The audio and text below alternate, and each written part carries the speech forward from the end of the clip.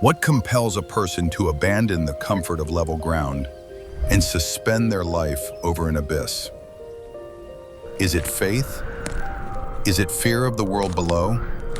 Or is it something deeper, the ancient human instinct to rise above nature, even when nature pushes back?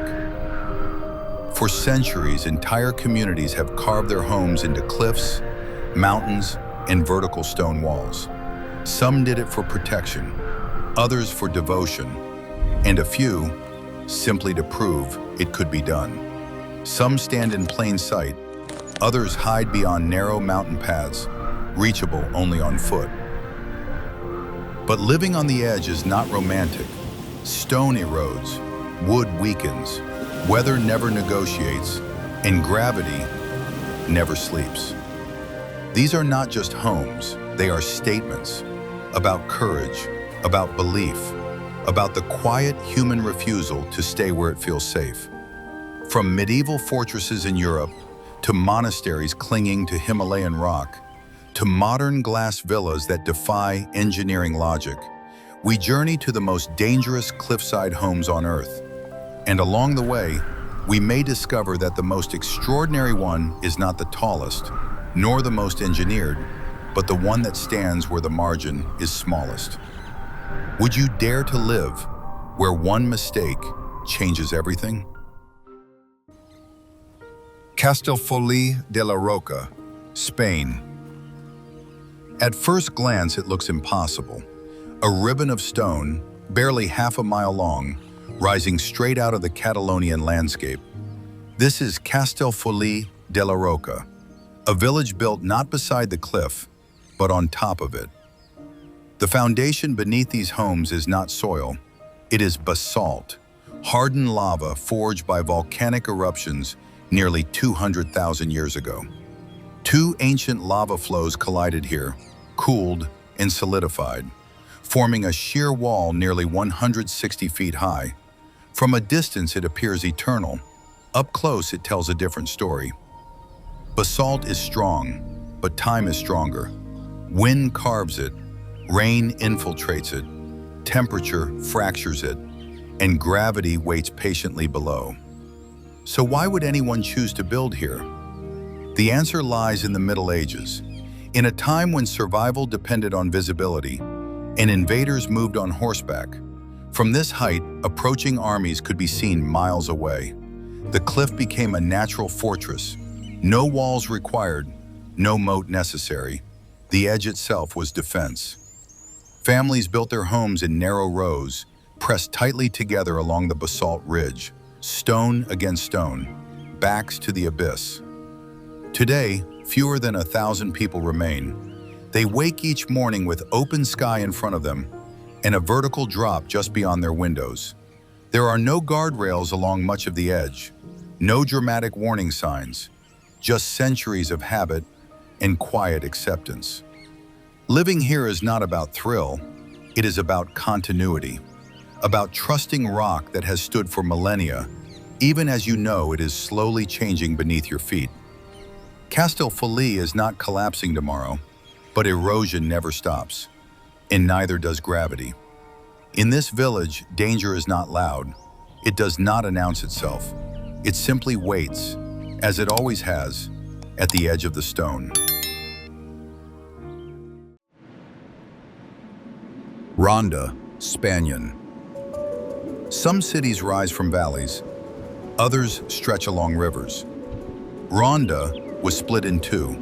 A massive chasm known as El Tajo cuts straight through the heart of this Andalusian town, nearly 400 feet deep, sheer rock walls dropping into shadow. From above, it looks like the earth itself opened without warning and never closed again. In the 18th century, the people of Ronda made a decision that defied common sense. They built a bridge not across a river, but across a void. The Puente Nuevo, the new bridge. It took over 40 years to complete, stone by stone, arch by arch, anchored into the very cliff it sought to conquer. The first bridge here collapsed in 1741, killing dozens. A reminder that ambition has consequences when gravity is involved. During times of war, this bridge was more than passage. It became a prison, and some say an execution site during Spain's Civil War.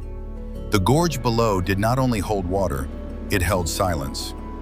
Homes line the edge of El Tajo, their balconies extending toward open air. There is no gradual slope, no forgiving descent, just stone and depth.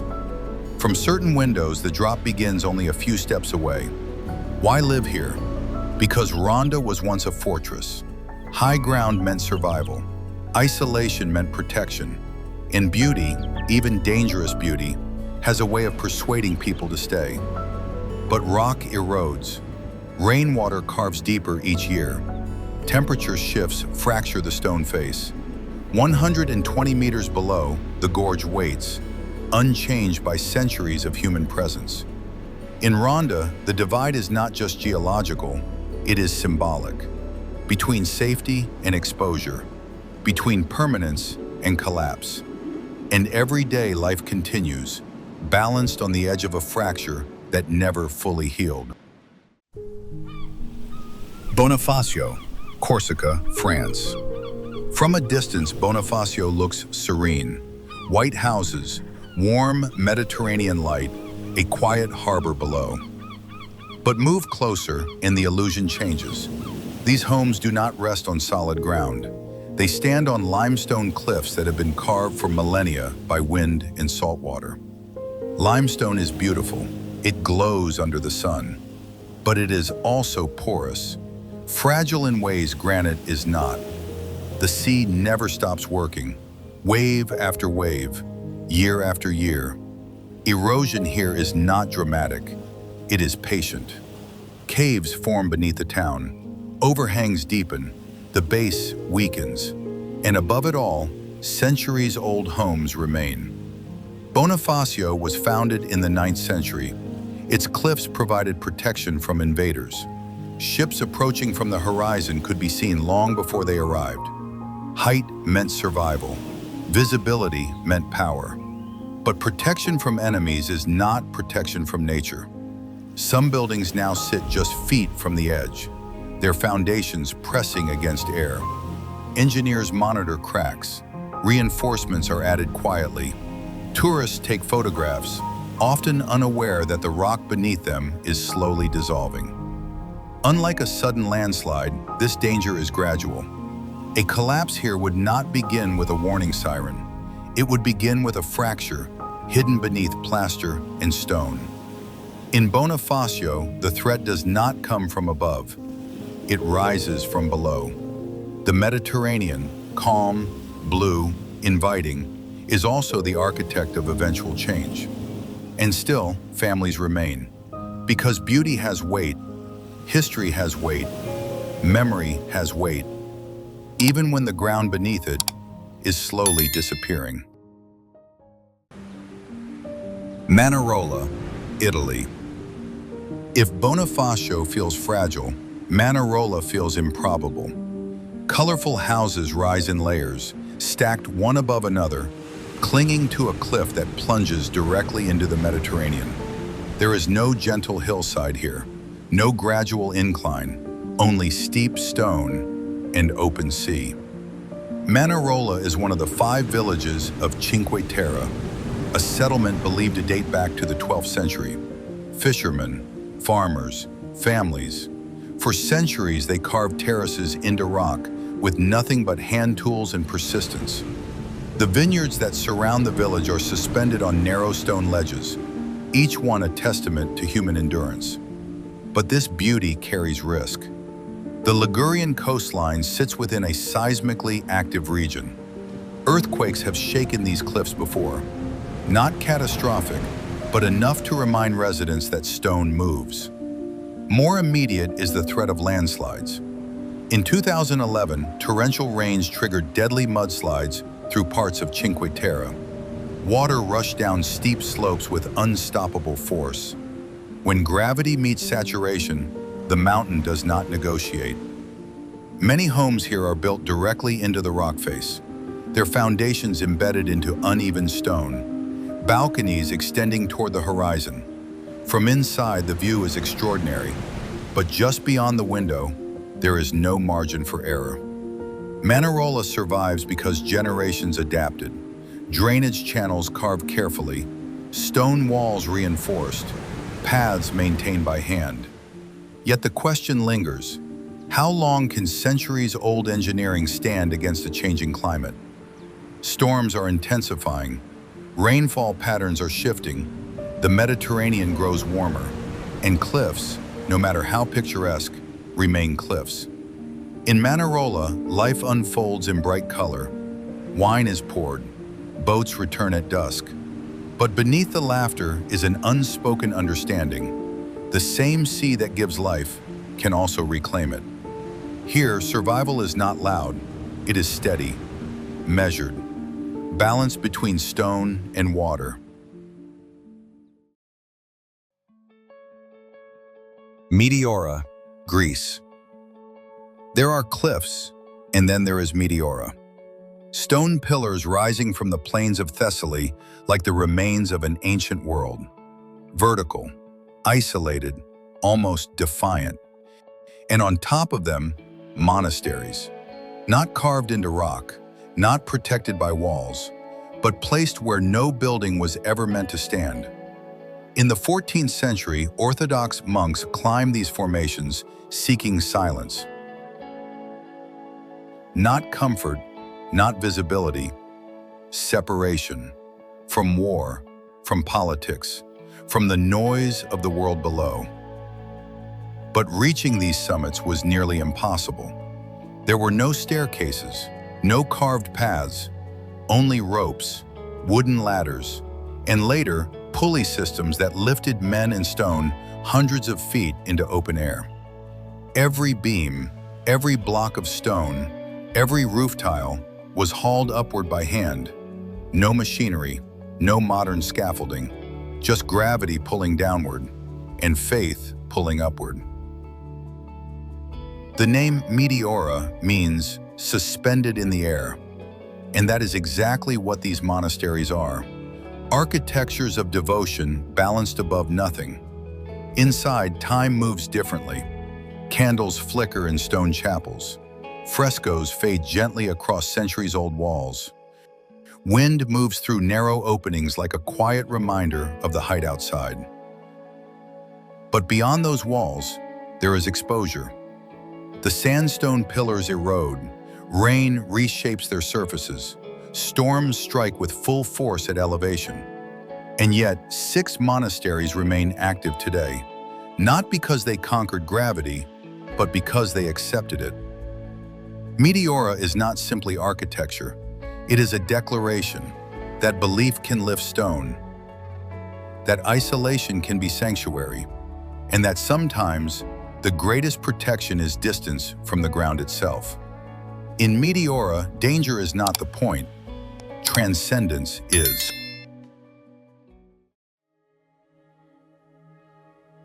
Phugtal Monastery, India. If Meteora feels elevated, Phugtal feels unreachable. Hidden deep within the Zanskar Valley of Ladakh, this monastery clings to a vertical cliff at nearly 13,000 feet above sea level. There are no highways leading here, no parking lots, no convenient access. To reach Phugtal, you walk, for days, across narrow mountain paths, along frozen rivers in winter, through landslides in summer, and then, almost without warning, it appears, like a honeycomb carved into stone. The monastery is built around a natural cave believed to have been used for meditation more than 2,500 years ago. Stone cells were added gradually, layer upon layer, generation after generation. There was no grand architectural blueprint, only adaptation. The cliff dictated design, the mountain set limits. Water is scarce, temperatures drop below freezing for months. Heavy snowfall isolates the valley completely. When winter arrives, the outside world disappears. No supplies, no easy evacuation, no margin for error. Yet monks remain. They rise before dawn. They chant in chambers carved from living rock. They carry water by hand. They endure. Because isolation here is not punishment, it is purpose. At this altitude, air thins, sound carries differently, thought slows. Faith becomes less abstract when survival depends on it. The cliff is not symbolic. It is literal. A structural failure would not mean repair. It would mean disappearance. And yet for centuries, Phugtal has endured. Not because it defies nature, but because it submits to it. In this place, gravity is constant, weather is unforgiving, but devotion is stronger than both. Sumela Monastery, Turkey. If Phugtal is isolation, Sumela is endurance. Carved into a sheer rock face in the Pontic Mountains of northeastern Turkey, this monastery has clung to stone for more than 16 centuries. It was founded in the year 386 AD during the reign of the Byzantine Emperor Theodosius I, an era when Christianity was consolidating power and monasteries were not only spiritual retreats, but statements of faith, statements of identity, statements of resistance. Inside, walls are covered with frescoes, Byzantine iconography layered across centuries, scenes of ascension, martyrdom, resurrection. But outside those painted walls, reality was less serene. Sumela sat along trade routes connecting the Black Sea to inland Anatolia. Empires shifted around it: Byzantines, Seljuks, Ottomans. Each political transformation threatened its existence, and yet it survived through negotiation, adaptation, and endurance. But politics was only one adversary. The greater threat was always the mountain itself. Sumela is built directly into a vertical limestone cliff. Rockfall is not theoretical here, it is documented. In recent years, sections of the site were closed due to falling debris from above. Loose stone, dislodged by freeze-thaw cycles, plunging hundreds of feet. When winter moisture seeps into fractures and temperatures drop, expansion occurs. Stone cracks widen, gravity does the rest. The structure does not stand freely. It is anchored, embedded into the cliff face, which means its stability depends entirely on the integrity of the rock behind it.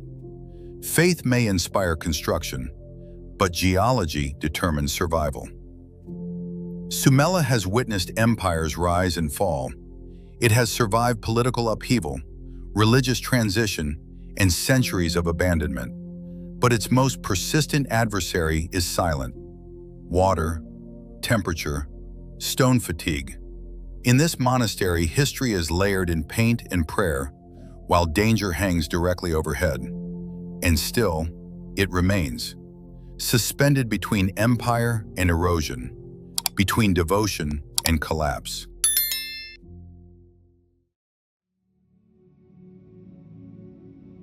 Paro Taktsang, Bhutan. There are monasteries built for refuge. And then there is Tiger's Nest. Perched nearly 3,000 feet above the Paro Valley, Paro Taktsang appears less constructed and more suspended. From the valley floor, it looks unattainable. White walls pressed against vertical granite, golden roofs glinting above empty air. There are no roads to this monastery, only a steep mountain trail that climbs relentlessly upward. But legend tells a different story. In the 8th century, Guru Padmasambhava, known as Guru Rinpoche, is said to have arrived here not on foot, but flying on the back of a tigress. He came, according to tradition, to subdue dark spirits and consecrate this cliff as sacred ground. Myth? Perhaps. But myth has power, especially in a land where faith shapes landscape. To reach Tiger's Nest today still requires ascent. Thin air, steep drop-offs, narrow stone steps carved into cliffside. There are sections where one side is rock and the other, nothing.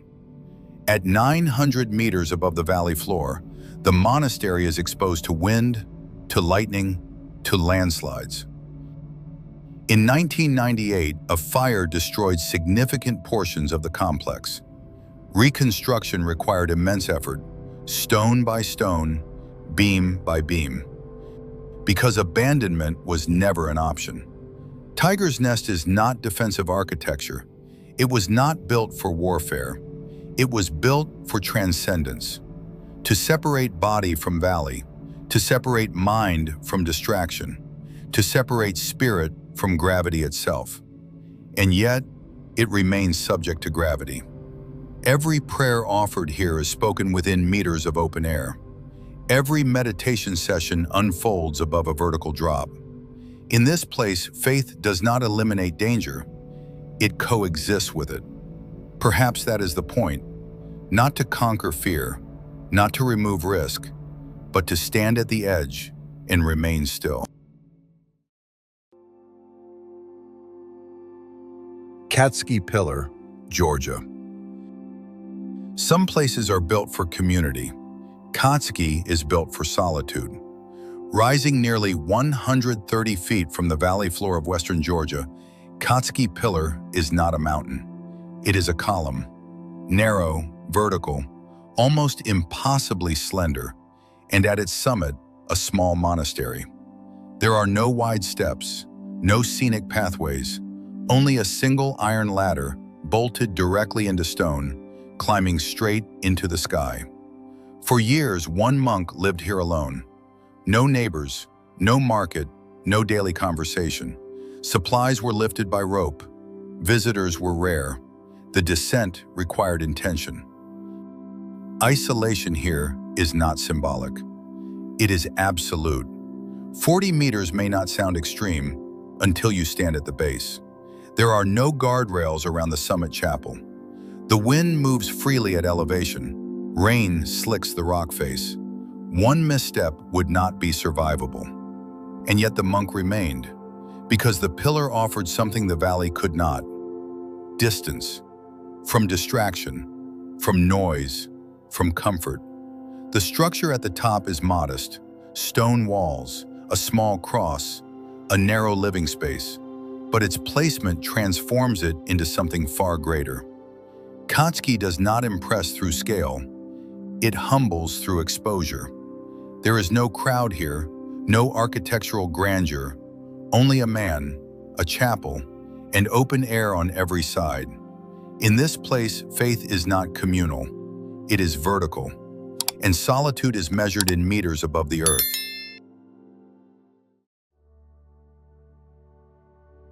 Xuan Temple, China. If faith built Meteora, engineering sustains Xuan. Perched along the cliffs of Mount Heng in Shanxi province, the Hanging Temple, known as Xuan Si, has stood for more than 1,500 years. At first glance, it appears impossible. Wooden halls suspended against sheer rock, narrow walkways linking small chambers, nothing beneath but open air. But the secret is not suspension. It is distribution. Dozens of wooden beams are embedded directly into drilled cavities in the cliff face. These beams do not simply support weight, they transfer it.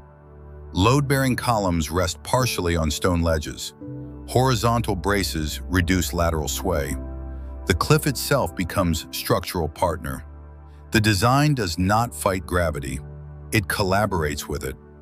The temple's position was carefully chosen, tucked beneath an overhanging rock shelf.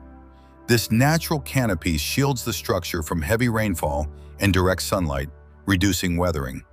But there is a greater test in northern China: earthquakes. Over centuries, seismic tremors have shaken this region. Rigid stone fractures under shock, but wood flexes. The temple's timber framework absorbs vibration, dissipating energy instead of resisting it. What appears fragile is, in fact, adaptive. Xuan Temple is also unique spiritually. It integrates Buddhism, Taoism, and Confucianism within one structure. A rare architectural harmony reflecting philosophical balance. Balance in belief, balance in design, and balance in weight. From below, visitors often ask the same question: how is it still standing? The answer lies not in defiance, but in understanding. Understanding materials, understanding terrain, understanding limits. For 15 centuries, this structure has endured storms, dynastic change, and seismic movement. Not by overpowering nature, but by anchoring itself within it. In Xuan, architecture does not challenge gravity, it negotiates with it. Hajjarah, Madain, Saleh, Saudi Arabia. In the desert of northwestern Arabia, architecture does not hang from cliffs. It disappears into them. At Hajjarah, also known as Madain Saleh, facades were carved directly into towering sandstone outcrops more than 2,000 years ago by the Nabateans. These are not buildings placed on rock. They are volumes removed from it. Rooms hollowed from living stone. Entrances cut with mathematical precision. Columns and cornices sculpted into what was once a single, solid mass. Sandstone is workable. That is its advantage. It is also vulnerable. That is its cost. Unlike granite or basalt, sandstone is porous. Wind does not strike it once, it sculpts it. Grain by grain, layer by layer. Over centuries, desert winds have softened sharp edges, rounded once precise lines, and thinned structural margins. And then there are the storms. Sandstorms here can reduce visibility to nothing. Fine particles infiltrate cracks. Thermal extremes expand and contract the stone daily. Daytime heat, nighttime cold. Expansion, contraction. Repetition is erosion's greatest ally. Yet these structures endure because their builders understood mass. Instead of adding weight to exposed edges, they carved inward. The cliff itself becomes load-bearing shell. The mountain absorbs stress. But time does not need collapse to win. It needs only persistence. Hajjarah is often called a city of tombs, and it is. But it is also a lesson in desert engineering. Protection here did not come from elevation. It came from integration. Not suspended above danger, but embedded within it. And yet the paradox remains. To survive the desert, these spaces had to surrender to the rock. To preserve the rock, they had to accept the storm. In Madain Saleh, architecture is not defying gravity.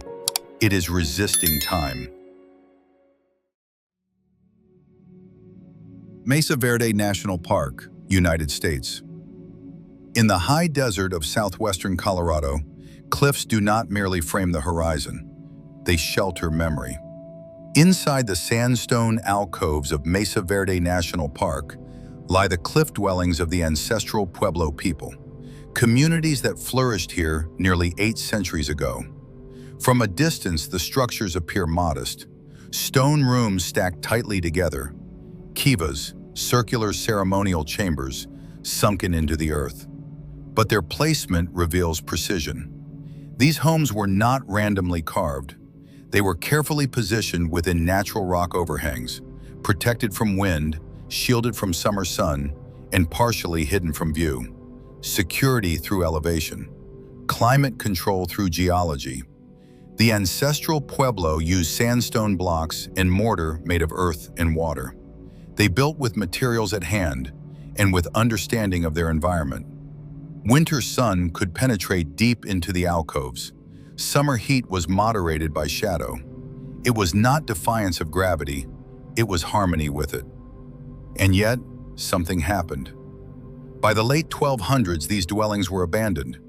No signs of catastrophic destruction, no evidence of invasion on a large scale, just departure. Scholars suggest prolonged drought, resource depletion, social reorganization, perhaps a combination, but certainty remains elusive. Entire communities left these stone homes behind, descending from cliffs and moving southward. The structures remained, empty, silent. Today, Cliff Palace, one of the largest dwellings, stands as a testament to adaptation and resilience, but also to impermanence. Mesa Verde reminds us that survival is not only about engineering, it is about sustainability. Even the most ingenious cliff architecture cannot outlast environmental collapse. And in the vast quiet of these alcoves, one truth echoes. The cliff may protect you for a time, but it cannot guarantee tomorrow. Casa Brutale, concept architecture. For centuries, humans clung to cliffs for survival. Now, we return to them for statement. Casa Brutale is not an ancient dwelling. It is a vision.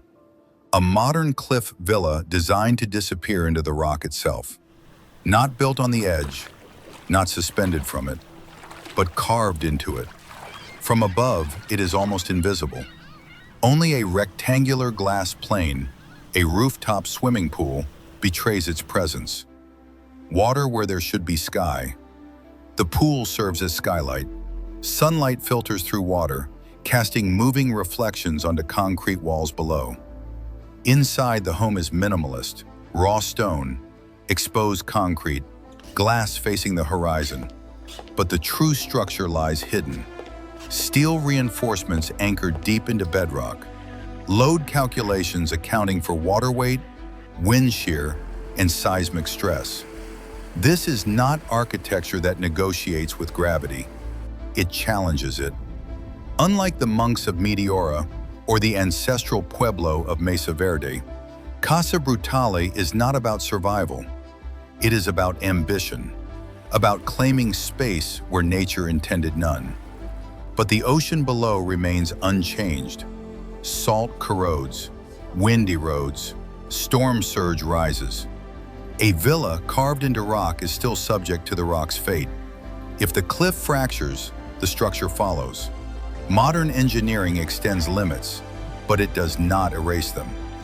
Casa Brutale represents a shift, from reverence to assertion, from adapting to terrain to reshaping it. It asks a different question. Not, can we survive here? But how far can we push this? And as glass reflects the sea, the answer remains suspended between design and consequence.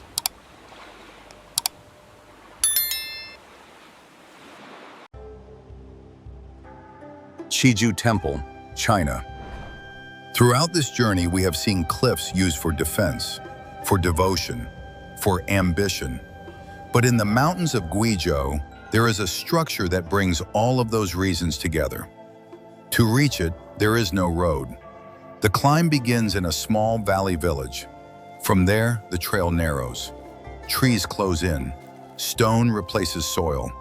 At certain points, iron chains bolted into rock are the only support between the climber and the drop below. The final ascent is nearly vertical. Not decorative danger, real exposure. And then, after the climb, a wooden structure appears balanced at the edge of a cliff more than 1,000 meters above sea level.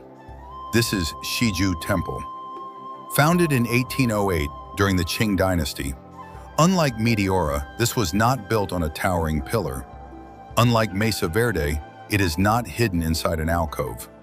Unlike Casa Brutale, it is not reinforced by modern steel. It sits directly at the edge. No excess margin. The path carved into the rock was shaped slowly by human hands. The temple uses traditional mortise and tenon joinery, wood interlocked without nails. A technique centuries old, flexible enough to absorb movement, strong enough to endure weather. Over 200 years, it has been destroyed and rebuilt several times, during the Daoguang and Guangxu periods, and again in the early 2000s when villagers restored it. Not for tourism, not for spectacle, but because it mattered to them. Inside, statues remain. Incense burns quietly. Daily tools suggest that this was never meant to be symbolic architecture alone. It was inhabited, maintained, believed in. And here the difference becomes clear. Some cliffs protect from enemies, some elevate the spirit, some challenge engineering. This one does something simpler. It forces humility. Stand at its doorway and the valley below opens without obstruction. There is no illusion of control, only height, only gravity, only choice. Of all the places we have visited, this may be the closest to the raw edge, because it does not attempt to conquer the cliff.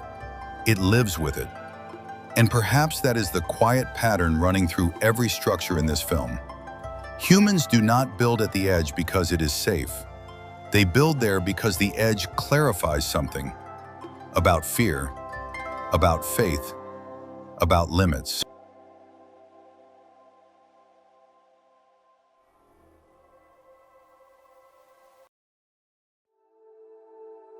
Al-Hajjarah, Yemen. High in the Haraz Mountains of Yemen, more than 6,500 feet above sea level, stands a village that appears less constructed and more revealed. Al-Hajjarah does not sit on the mountain, it rises from it. Stone towers, stacked one atop another, blend seamlessly into the cliff face. From a distance, it is difficult to tell where architecture ends and geology begins. The structures here were built using dry stone technique, massive rocks fitted together without mortar. No cement, no steel reinforcement, only weight, balance, and precision. This was not aesthetic choice, it was necessity. For centuries, tribal conflicts shaped life in this region. Height meant survival, steep terrain meant defense. From these elevations, approaching rivals could be seen long before they arrived. Narrow access paths could be guarded by a handful of men. The mountain became fortress, the cliff became wall. There are no broad roads here, no gentle inclines, only tight stone passages carved along exposed ridges. Wind moves differently at this altitude.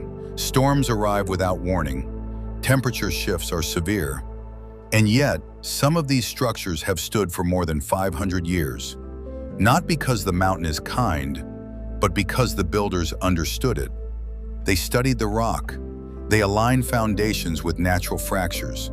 They allowed gravity to assist rather than resist it. Still, danger remains constant. A single structural failure would not stop at one home.